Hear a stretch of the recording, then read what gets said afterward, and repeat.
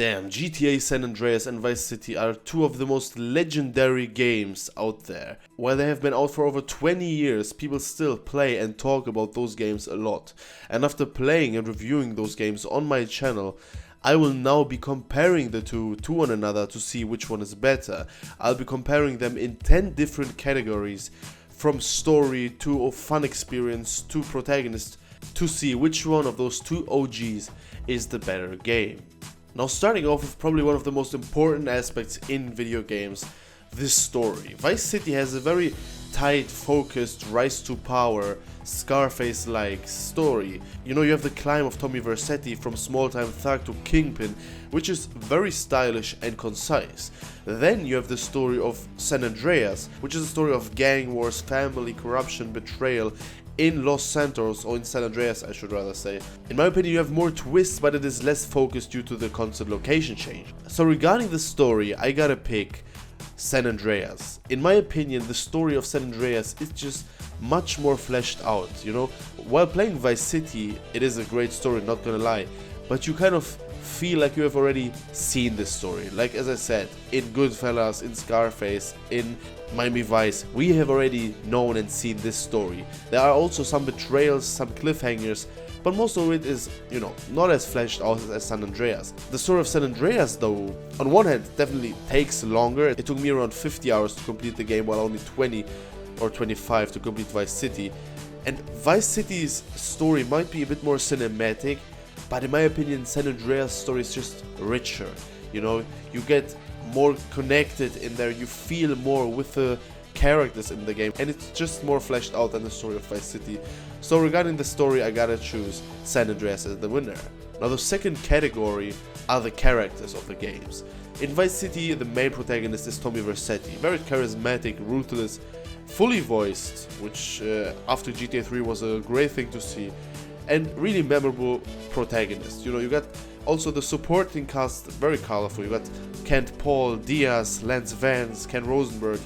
In San Andreas, on the other hand, you got CJ, which is the protagonist of the game, very relatable, grounded, and he goes through more growth, in my opinion, throughout the game than Tommy Vercetti does. You also got the Grove Street crew antagonists like Tenpenny or Big Smoke that are very iconic. And all in all, after thinking about it, I got to go with San Andreas again. What edged it out for me was the development and emotional ties of CJ, I gotta say. Like, if you compare CJ in the beginning of the game and in the end, he's literally like a completely different person. Obviously, also physically, but more mentally. You know, how he views the world, how he sees things, how he operates. It's just so crazy to see. And also the other characters are so colorful, you know, you got so many different characters. It's also the case in Vice City, but in San Andreas it's just more. I really like the antagonists more, like Tenpenny for example, or Big Smoke, more than I did in San Andreas. But also characters like Kendall, for example, or Caesar are so deep and so greatly thought through that I got to go with San Andreas as the winner of the characters. Now, regarding the open world, this was probably the toughest one out of them all. In Vice City, you got the compact city of Miami, of Vice City, in the 80s. You know, definitely much smaller than the open world of San Andreas, but so beautiful. Definitely less variety in landscapes, but still has its own charm. San Andreas has 3 cities plus the countryside. You got San Fierro, Las Venturas, and Los Santos, which are all based on real life cities, Vegas, San Francisco, and Los Angeles, and the mountain ranges. You definitely got much more variety in scenery and activities. Damn, this was really a tough one. I gotta say, in the end, I decided to go for San Andreas. And listen, if I would have to choose the best cities, so let's put the 4 cities together, Vice City, Las Venturas, Los Santos, and San Fierro, there's no question, I would immediately go for Vice City. I loved the open world. It had so many different locations, and it feels weird saying that it didn't win, but just the fact that the 3 cities of San Andreas were so good themselves, plus the countryside. And in the end, Las Venturas, in my opinion, edged it out for me, because I love Vegas. I've been there already, and it was literally so greatly based on the city of Vegas, but also Santos and Fierro definitely can hold its own. Out of all of the cities, I would definitely go for Vice City, but just the fact that San Andreas features 3 cities plus landscape edges this one out for me. Even though I absolutely love Vice City, and probably the open world of Vice City that we'll see next year when GTA 6 arrives, if we would have the same open world in Vice City or the same size than we had in San Andreas, it wouldn't be a discussion. But obviously, like we have it with the one city of Vice City compared to the 3 San Andreas plus the other landscapes, just because of the variety, the size, and the value of the exploration that you have there, I had to go with San Andreas, man. But as I said, if I had to pick the best city out of the 4, definitely it is Vice City. Now regarding the atmosphere, one of, in my opinion, probably the most underrated aspect in video games. In Vice City you got this 80s neon synth music, pastel suits, you know, the vibe is very immaculate and timeless as we know it from Miami from the 80s. San Andreas is more in the early 90s with West Coast hip-hop era, gang culture. You got the gritty realism and it feels very authentic but less kind of dreamlike than in Vice City. And here I gotta side with GTA Vice City. In my opinion, the atmosphere of the game was so incredible. The aesthetic, the tone, they are really unmatched. You cannot compare the two to one another almost. Because the atmosphere while driving around through, whether it's Ocean Beach, Little Havana, or anywhere in the city really, it feels so magical kind of. And I mean the lighting in the game is for a game this old, especially also in the Definite Edition, doesn't matter, is absolutely incredible. And I mean, if you just look at the clips on your screen, it's pretty obvious why I picked Vice City. But definitely, this one was probably one of the easiest that I had to pick. For me, it's definitely Vice City. Just to look at this, man, it's an absolute beauty. And while I like the open world of San Andreas more, the atmosphere is a completely different thing. The atmosphere, in my opinion, goes definitely to GTA Vice City. Now regarding the gameplay, I gotta say the gameplay is pretty similar in both of those games. Regarding the shooting or the driving, the missions in general, they feel quite similar. But some elements like swimming, climbing, gym workouts, the progression of CJ, vehicles like planes, bikes, gang wars, those elements edged out for San Andreas, you know. It's just mechanically richer than Vice City. Vice City definitely has its strengths too, don't get me wrong, but San Andreas just has much more, in all honesty. Also the elements of, you know, going to eat, getting fat, you know, those little things, it really makes a big difference in my opinion. Also the swimming part of the game was something great, that you don't die immediately while that you can dive even, you know, underwater. And the gang wars in Los Santos also was a great thing. So while a lot is quite similar, just the richness of San Andreas edged it out and gives this point to San Andreas. Now the sixth aspect is the content and the side activities of the two games. And here we have some similarities again. You know, the property buying, the asset missions, hidden packages, stuff like that. In San Andreas, it's the minigames. Damn, you have so many minigames in the game. Whether it's basketball, dancing, gambling, playing poker, side jobs, customizations. In San Andreas, there's just more stuff to do and also more freedom, you know, to do the things that you want to do. While Vice City's side activities were definitely great, they were quite limited. In San Andreas, I was so surprised on how many there actually were. It was crazy. I didn't expect as many things as we could do. So this point goes to San Andreas. Now the soundtrack. Oh boy, this was another great one. Obviously it's a kind of different thing like in most games, because the games don't have a full soundtrack with 20-25 tracks. Obviously the radios play a big part and the main theme. And Vice City has this legendary licensed soundtrack that perfectly fits this vibe and elevates every moment. They have an absolutely immaculate main theme, I gotta say. I mean, if you listen to it, damn, it slaps even in 2025. San Andreas also has a great mix of 90s hip-hop, rock, funk. In my opinion, the winner is Vice City because it's just so iconic. An incredible soundtrack, it fits the vibe so perfectly, and the main theme, I listen to the main theme in private. That means a lot. When I listen to a video game soundtrack while, going somewhere or driving somewhere, it literally means something. So I gotta say, while both of the soundtracks, the main theme of San Andreas is dope as hell too, but damn, Vice City and the tracks that you listen to in the game, I mean, there are literally like 5 or 6 tracks from Vice City that I have now on my phone just because I've played the game.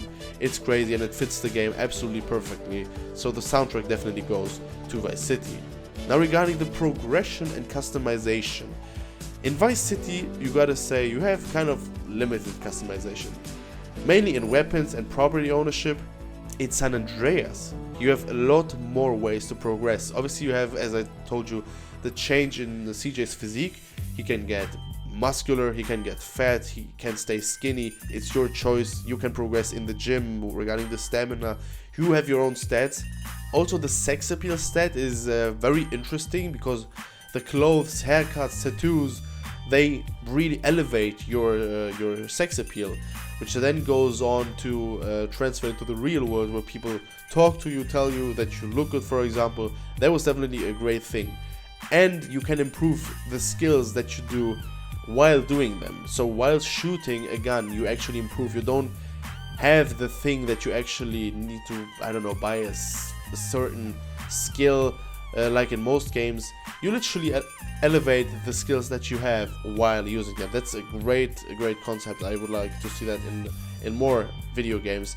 And the winner here is San Andreas, again because of the depth. I gotta say, the depth in customization edged this one out, and the progress, also the physique, man.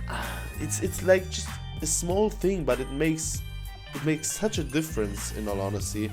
And I gotta say, while the customization of Vice City was good, it was definitely limited, and San Andreas edges this one out for me. And now another extremely important aspect, the emotional engagement that we feel in the game. One of the most important aspects in order to enjoy a game. Vice City has this fun, stylish crime power fantasy, but it is less emotionally grounded, I gotta say. In San Andreas you have those really strong family and loyalty values, and the characters feel more human, I gotta say. Like, the characters that you meet in San Andreas feel like real people, and San Andreas wins this emotional engagement for me because it also has much more heartfelt moments. While Vice City, most of it is very, in this fun, stylish Miami Vice vibe.